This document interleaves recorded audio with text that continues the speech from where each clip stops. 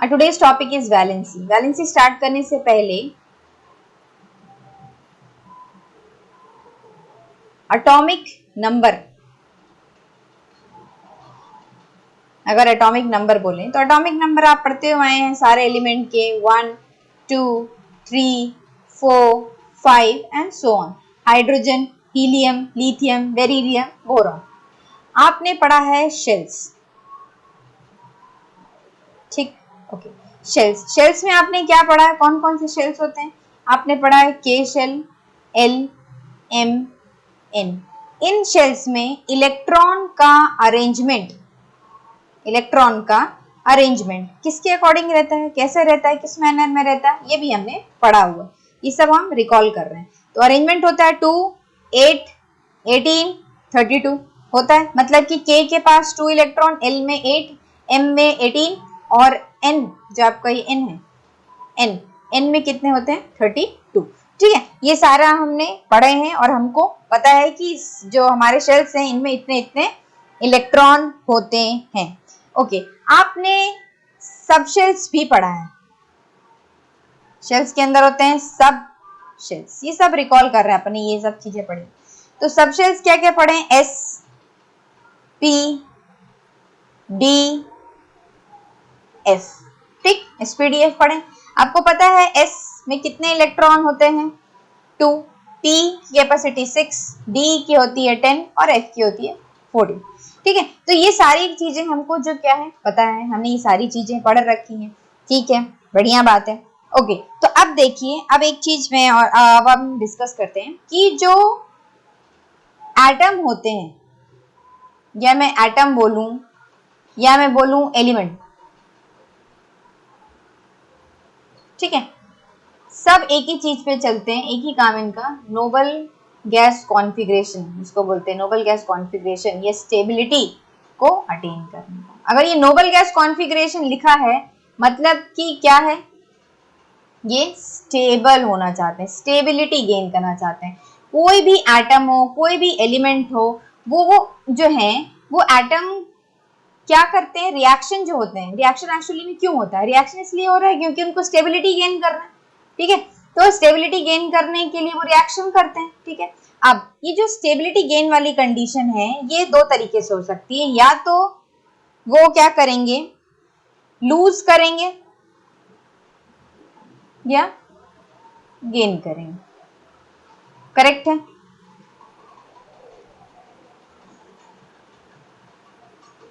अब अगर लूज करते हैं, किसको लूज करते हैं? इलेक्ट्रॉन को। ठीक है, इलेक्ट्रॉन को लूज या गेन वाली कंडीशन होगी। तो अगर इलेक्ट्रॉन को लूज करते हैं तो साइन आ जाता है आपका पॉजिटिव, और अगर गेन करते हैं तो साइन आ जाता है नेगेटिव। ठीक, ओके, तो ये वाली बात हो गई। अपन ने क्या बोले कि अगर इलेक्ट्रॉन को लूज किया पॉजिटिव साइन, अगर इलेक्ट्रॉन को गेन किया नेगेटिव साइन।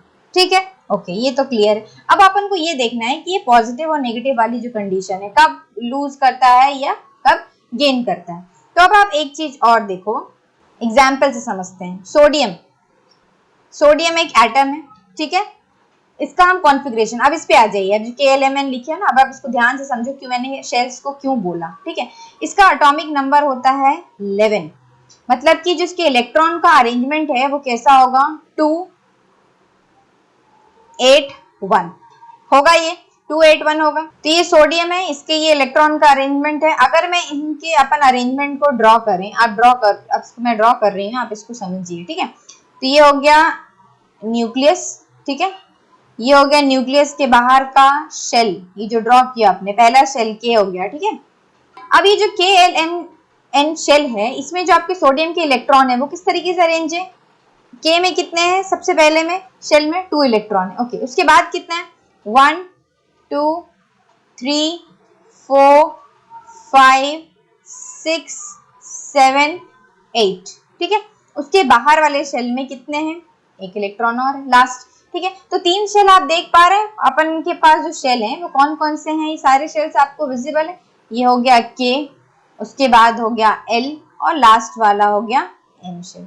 ठीक है, तो ये शेल्स में इलेक्ट्रॉन अरेंज है। मैंने आपको क्या बोला कि किसी भी एटम का या एलिमेंट का या रिएक्शन का एक ही एम रहता है कि वो स्टेबिलिटी को अटेन करे। वो स्टेबिलिटी या तो वो इलेक्ट्रॉन को लूज करके अटेन कर ले, या वो इलेक्ट्रॉन को गेन करके अटेन करे। ये डिपेंड करता है कौन सी कंडीशन है और कौन से टाइप का एटम है, ठीक है। इस कंडीशन में 281 वाली कंडीशन में ये स्टेबिलिटी को कैसे अटेन करेगा। देखो आप एक चीज मैं पहले बता दूं, फिर से बात करें अपन कि जो नोबल गैस होते हैं, आपको याद 18th ग्रुप जिसको बोला जाता है नोबल गैस, कौन सा ग्रुप, 18th ग्रुप जो है आपका आखिरी वाला 18th ग्रुप, इसके जो एलिमेंट हैं कौन कौन है, हीलियम है, नियॉन है, आर्गन है, क्रिप्टन है एंड सो ऑन। तो ये जो है इनका जो एटॉमिक नंबर, किस तरीके से इनके इलेक्ट्रॉन्स जो अरेंज रहते हैं इनके एटॉमिक नंबर के, इसका रहता है 2, एटॉमिक नंबर 2 होता है, इसका रहता है 2 8, ठीक है, आर्गन का होता है 2 8 8, ठीक। इस मैनर में ये 2 8 18 8 इस टाइप से ही अरेंज रहते हैं। तो अब आप ये देखो जो इसके बाहर के सेल्स हैं आप देख पा रहे हो, ये ड्यूप्लेट रहता है, this is duplet, okay. Only noble gas में ओनली हीलियम इज ड्यूप्लेट, ठीक है। तो ये जो बाहर आप देख पा रहे हो, बाहर के शेल में आपको दिख रहा है 8 इलेक्ट्रॉन है, सब 8 से एंड कर रहे हैं, ठीक है। मतलब कि अगर बाहर के शेल में 8 इलेक्ट्रॉन है मतलब ऑक्टेट कंप्लीट है, मतलब कि वो पर्टिकुलर आइटम जो है स्टेबल है, ठीक है, ओके। तो ये जो है आपका सोडियम, वो कैसे स्टेबिलिटी को आप गेन करें, स्टेबिलिटी गेन कैसे कर सकता है वो, एक जो है 1 इलेक्ट्रॉन, बहुत ही मामूली सी बात है, छोटा है, बहुत ही कम नंबर है, तो ये क्या करेगा, अपने एक इलेक्ट्रॉन है उसको क्या कर देगा, लूज कर देगा। केमिस्ट्री में उल्टा होता है, मैथ्स में मत लेना, केमिस्ट्री में अगर जहां पर भी प्लस साइन आ रहा है मतलब वो लूज हो रहा है, इलेक्ट्रॉन लूज कर रहा है, there is a loss of electron, ठीक। तो अब आप ये देखो यहाँ पे कंडीशन क्या हो जाएगी सोडियम की, Na, ये क्या करेगा, अपने एक इलेक्ट्रॉन को लूज कर देगा और इसका कॉन्फ़िगरेशन हो जाएगा 2 8। अब ये क्या हो गया, स्टेबल हो गया, स्टेबिलिटी अटेन कर लिया इसने, क्यों, क्योंकि इसके जो बाहर वाला शेल था, इसके बाहर वाला शेल था जो ये वाला 8, इसमें कितने इलेक्ट्रॉन हो गए, 8 इलेक्ट्रॉन्स हो गए, और 8 इलेक्ट्रॉन्स है मतलब स्टेबल है वो, ऑक्टेट रूल, ठीक है। तो ये कंडीशन हो गई इसकी। अब देखो आप ये आप दिमाग में सोचोगे, या हो सकता है आपको ऐसा क्वेश्चन भी आ जाए कि क्यों इलेक्ट्रॉन को लूज किया, स्टेबल होने के लिए लूज किया। तो आपको याद होगा आपने एक एग्जाम्पल पढ़े थे, ठीक है। अब एक और एग्जाम्पल मैं बता देती हूँ, अभी फिर क्लियर हो जाएगा। मान लो अपन एक और एग्जाम्पल ले लेते हैं, ये तो हो गई प्लस की बात। तो अब जो आपका सोडियम है ये हो गया Na, इसने क्या किया, एक इलेक्ट्रॉन को लूज कर दिया, तो इसका लिखने का स्टाइल जो है वो Na प्लस प्लस इलेक्ट्रॉन। जब एक इलेक्ट्रॉन निकलता तो यहाँ पे 1 लिखने की जरूरत नहीं, इट इज अंडरस्टूड कि एक इलेक्ट्रॉन निकला, ठीक है।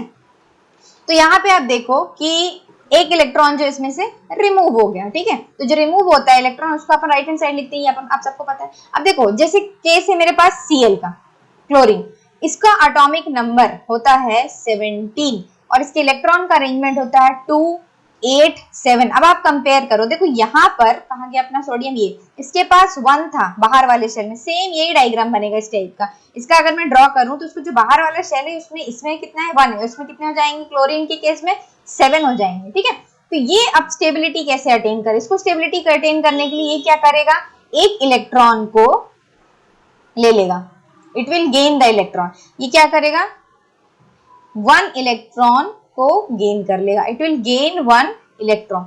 जैसे इसने इलेक्ट्रॉन को गेन किया सो कॉन्फ़िगरेशन हो गया 2 8 8। अब 8 हो गया, अब बाहर 8 है इलेक्ट्रॉन है, इसका मतलब क्या है, ऑक्टेट रूल आ गया, मतलब कि ये क्या हो गया, स्टेबल हो गया, इलेक्ट्रॉन को क्या कर कर गेन कर कर, ठीक है। अब देखिए जब कभी भी कोई एटम इलेक्ट्रॉन को गेन करते हैं तो उस समय गेन करने वाली कंडीशन में जो लिखने का सही वो है वो आप कैसे लिखोगे, कैसे लिखते हैं कि गेन किया, तो Cl ने क्या किया, एक इलेक्ट्रॉन को गेन कर लिया और गेन करने के बाद इसने क्या बना लिया, Cl माइनस बना लिया। जो कभी भी गेन वाली कंडीशन होती है ना, ये इसको मैं यहाँ पे ऐसे करके लिख दूं तो आपको ज्यादा समझ में आ जाएगा। देखो जैसे ये जो इलेक्ट्रॉन है वो क्या हो रहा है, गेन हो रहा है, गेन हो रहा है, इसीलिए तो आपने क्या कहाँ पर लिखो, लेफ्ट साइड में लिखो, ठीक है। गेन वाला इलेक्ट्रॉन हमेशा लेफ्ट में लिखा जाता है, तो इसने गेन करके यहाँ पे क्या बना लिया, Cl माइनस। तो ये एक माइनस लगा मतलब कि एक इलेक्ट्रॉन का इंक्रीमेंट हुआ है, ठीक है।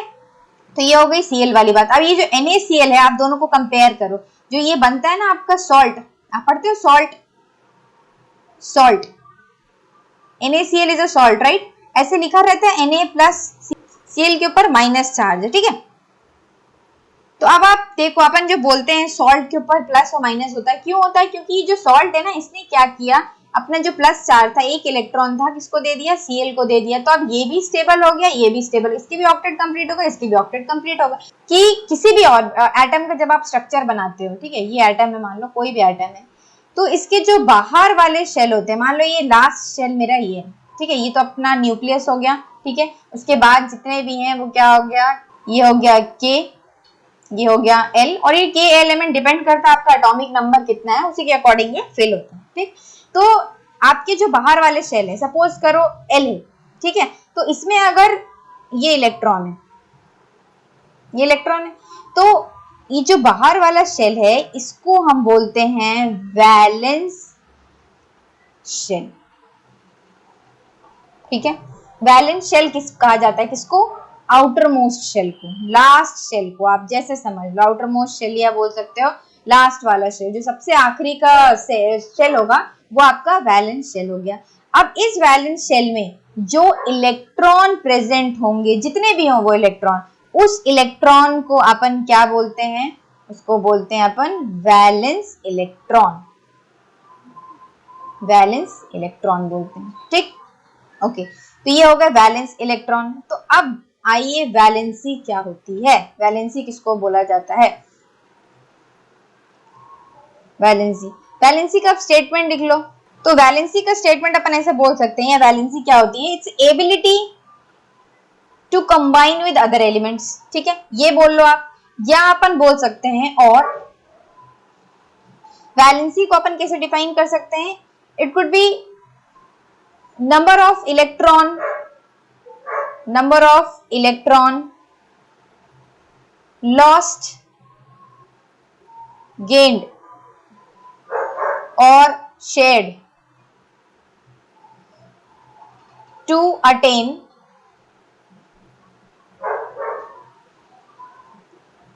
noble gas configuration, और समटाइम्स बहुत सारे लोग इसको ऑक्टेट भी लिखते हैं, to attain noble gas configuration, सीधी सी बात है, ठीक है। तो इसको भी अपन क्या बोल सकते हैं, वैलेंसी, इसको आप वैलेंसी डिफाइन कर सकते हैं, ठीक है, ओके। अब देखिए, जो जितने आपके वैलेंस इलेक्ट्रॉन होंगे आउटर मोस्ट शेल में, उतनी ही आपकी वैलेंसी होगी। आ गई बात समझ में, ठीक है। देखिए कैसे, एग्जाम्पल देख लोगे तो समझ में आ जाएगा कैसे। अब जैसे कि मैं ये लिख दूं आपके लिए एग्जाम्पल सोडियम का, तो सोडियम का एटॉमिक नंबर 11 लिखे थे, 281 लिखे थे हमने, तो 281। अब देखो इसके जो बाहर वाला शेल है, बाहर वाला कौन है, यही है, लास्ट कौन है, यही है ना, लास्ट 1 है। तो ये जो 1 है ये क्या है, मतलब कि एक इलेक्ट्रॉन इसके आउटर मोस्ट शेल में प्रेजेंट है। हम बोल रहे हैं जो आउटर मोस्ट शेल में जो इलेक्ट्रॉन प्रेजेंट रहेंगे, ये जो लास्ट ऑर्बिट में इलेक्ट्रॉन प्रेजेंट रहेंगे, वही वैलेंस इलेक्ट्रॉन है, ठीक है, और वही आपकी वैलेंसी, मतलब जितने वैलेंस इलेक्ट्रॉन होंगे उतनी ही आपकी वैलेंसी होगी। तो वैलेंसी क्या हो जाएगी, नंबर ऑफ, अब मैं ऐसे ही बोल सकती हूँ, तो मैं वैलेंसी क्या हो गई मेरी, इसका आंसर क्या हो जाएगा, वैलेंसी क्या हो जाएगी, number of valence electron present, ठीक है, number of valence electron present. अब देखो इसमें कितने वैलेंस इलेक्ट्रॉन प्रेजेंट है, इस वाले केस में, इसमें वैलेंस इलेक्ट्रॉन है मेरे कितने, 1, एक इलेक्ट्रॉन है इसमें। तो जो वैलेंसी है सोडियम की वैलेंसी क्या हो जाएगी, valency of sodium will become 1, ठीक है। अब +1 की -1, ऑफ कोर्स +1, ठीक है। तो वैलेंसी एक्चुअली में कितनी है, उसकी +1 है, 1 है इसकी वैलेंसी। तो सोडियम की वैलेंसी क्या होती है, 1 होती है। पॉजिटिव क्यों है आपको पता है, क्यों पॉजिटिव है, क्योंकि इसने इलेक्ट्रॉन को क्या किया था, लूज कर दिया था, ठीक है। तो ये हो गया सोडियम के केस में, वैलेंसी हो गई +1। अब मान लीजिए अपना दूसरा एग्जांपल, एक और एग्जांपल ले लेते हैं अपन, क्लोरीन का, Cl, ठीक। Cl में क्या था, एटॉमिक नंबर 17, कॉन्फ़िगरेशन क्या था उसका, इलेक्ट्रॉन का अरेंजमेंट 287 था, ठीक है। अब इसके बाहर वाले शेल में कितने हैं, 7 इलेक्ट्रॉन हैं, तो क्या इसकी वैलेंसी 7 हो जाएगी। जिसका बाहर वाला शेल है ये वाला, इसमें कितने हैं, 7 इलेक्ट्रॉन है, तो वैलेंसी कितनी होगी, कैसे निकालेंगे, आपको पता है कि बाहर वाले शेल में मिनिमम कितने होना चाहिए, 8, मिनिमम नहीं, स्टेबिलिटी के लिए या ऑक्टेट के लिए 8 इलेक्ट्रॉन्स होना चाहिए। यहाँ पर कितने हैं, 7 है, 8 - 7 1, ठीक है। तो क्लोरीन के केस में जो वैलेंसी होगी क्लोरीन की, वो क्या हो जाएगी, valency of chlorine is going to be so valency of chlorine here will become -1, ठीक है, क्योंकि इसको एक और इलेक्ट्रॉन की जरूरत है, आपने पढ़े, ठीक है। तो ये हो गई इसकी वैलेंसी। अब आप कुछ बहुत और एग्जाम्पल देखोगे तो आपको समझ में आ जाएगा। मैं एक छोटा सा नोट पॉइंट आपको बताना चाहती हूँ, कभी अगर ऐसे जनरल फटाक से लिखना हो अगर मान लो, तो देखो, जो अगर वैलेंस इलेक्ट्रॉन, ऐसे लिख लेते हैं अपन, वैलेंस इलेक्ट्रॉन 1 2 3 मेटल में ही होंगे, ठीक है, 4 5 6 7, तो ये जो 1 2 3 है आपके जो वैलेंस इलेक्ट्रॉन है, इनकी वैलेंसी क्या होगी? +1 +2 +3। +1 का मतलब ये 1 इलेक्ट्रॉन लूज कर सकता है, ये 2 इलेक्ट्रॉन लूज कर सकता है, ये 3 इलेक्ट्रॉन लूज कर सकता है, ठीक है। ये जो ये 4 है, ये ना ही तो इलेक्ट्रॉन लूज करता है ना ही तो गेन करता है, ये शेयर करता है। और ये वाली कंडीशन होती है मेटलॉइड्स के साथ। कार्बन आपको याद है, कार्बन क्या करता है? शेयर करता है, ठीक है। शेयर करता मतलब वो 4 अपने जो इलेक्ट्रॉन है उसका क्या करता है, वो बॉन्ड बना लेता है दूसरे एटम के साथ, ठीक है। तो शेयर वाली कंडीशन है। अब ये जो 5 6 7 है, ये क्या करेंगे? 5। अब मुझे एक बात बताइए, 5 है, इसको कितने और इलेक्ट्रॉन की जरूरत है स्टेबल होने के लिए? 3 और इलेक्ट्रॉन की जरूरत है। तो इसका जो वैलेंसी है वो हो जाएगी -3। 6 को कितने की जरूरत है? -2, 2 और इलेक्ट्रॉन की। 7 को कितनी है? -1। तो इस तरीके से आपको क्या है याद रखना। अब जितने भी मेटल होंगे उनकी वैलेंसी अप्रॉक्स सारी पॉजिटिव रहेगी, तभी तो हम बोलते हैं कि जो मेटल होते हैं वो क्या होते हैं? इलेक्ट्रोपॉजिटिव होते हैं। मेटल को इलेक्ट्रोपॉजिटिव बोला जाता है। मेटल क्या होते हैं आपके? मेटल जो हैं वो क्या होते हैं? इलेक्ट्रोपॉजिटिव। Electro positive. और नॉन मेटल क्या होते हैं? Electro negative. इलेक्ट्रोनेगेटिव होते हैं वो, ये लूज करते हैं मेटल, और नॉन मेटल क्या करते हैं? गेन करते हैं, ठीक। तो ये हो गया आपका, ये याद रखने के लिए आप देख सकते हो कि 1 2 3 है तो +1 +2 +3 वैलेंसी, और 5 6 7 अगर वैलेंस इलेक्ट्रॉन है तो उनकी वैलेंसी इस अकॉर्डिंग होनी चाहिए। मतलब आप एक चीज याद रखो कि जो बाहर वाला शेल होगा, जो अपना आउटर मोस्ट शेल है, जो आउटर मोस्ट शेल है उसमें कुल मिला के कुछ नहीं, आउटर मोस्ट शेल में 8 इलेक्ट्रॉन होना चाहिए। आउटर मोस्ट में कितने होने चाहिए? 8 इलेक्ट्रॉन होना चाहिए। अब वो अब आपको ये देखना है कि जो 8 इलेक्ट्रॉन है वो किस तरीके से आप आएंगे। क्या वो अपने इलेक्ट्रॉन को लूज कर देगा या वो गेन कर लेगा, ठीक है। तो ये आपको देखना है कि वो लूज करके ला रहा है कि गेन करके ला रहा है, ठीक है। तो now let us see further more examples. Boron, boron का एटॉमिक नंबर होता है 5।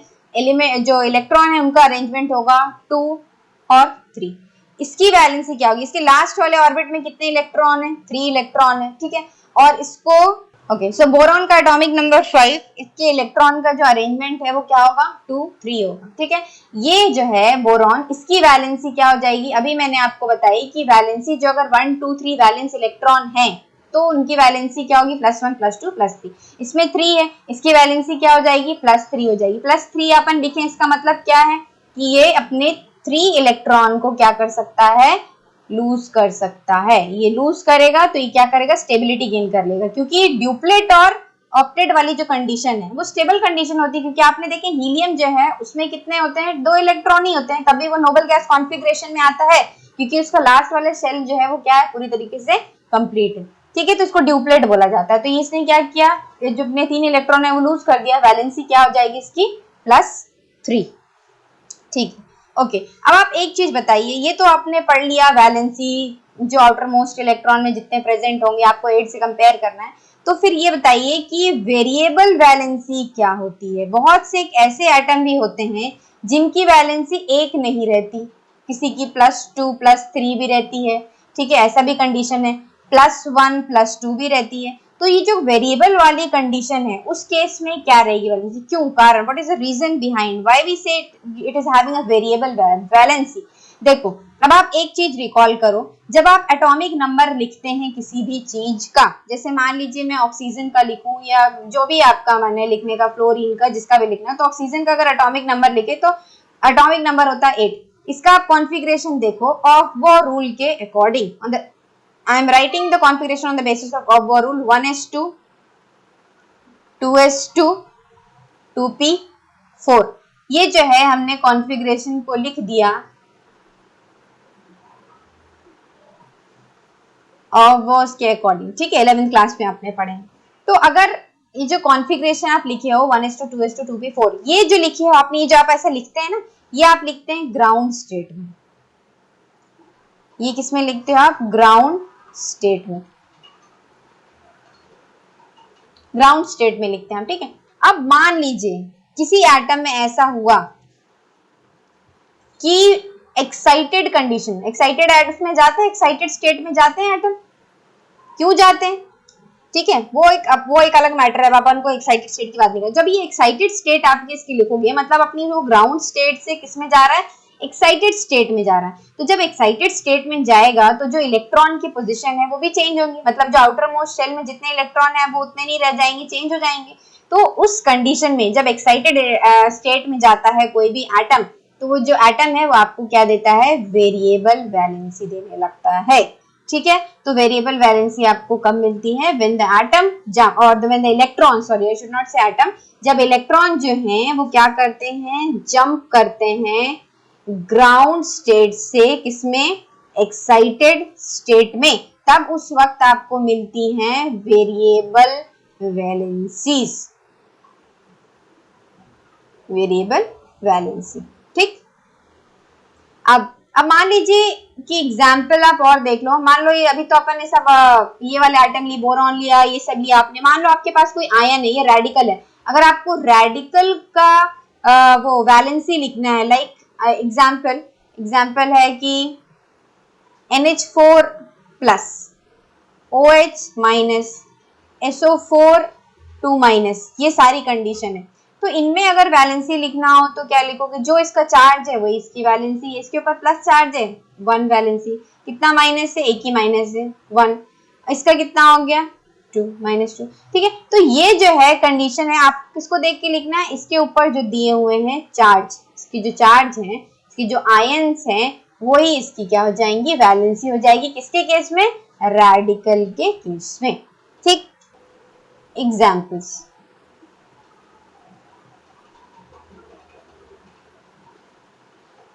Hydrogen, helium, lithium, beryllium, boron, carbon, nitrogen, इतना बहुत है, ठीक है।